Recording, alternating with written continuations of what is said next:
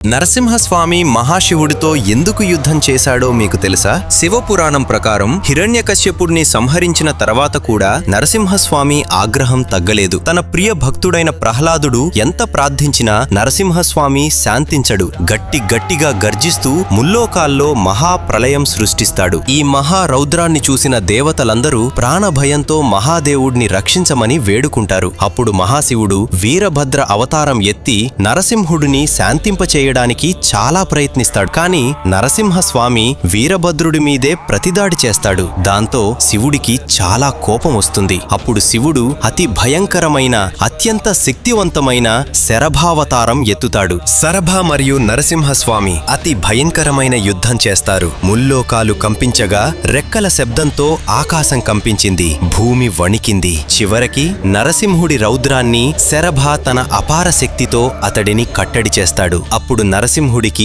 సత్యం అర్థమవుతుంది. ఇంత శక్తివంతమైన శరభ మరెవరో కాదు, ఆ పరమేశ్వరుడే అని. వెంటనే నరసింహుడు శాంతించి భక్తితో శివస్తోత్తరం చదవడం ప్రారంభించాడు. దాంతో శరభేశ్వర అవతారంలో ఉన్న శివుడు శాంతించి తనలోనే నరసింహస్వామిని ఐక్యం చేసుకుంటాడు. ఇది యుద్ధం కాదు, శివ విష్ణు ఏకత్వాన్ని వెల్లడించడానికి జరిగిన ఘట్టం.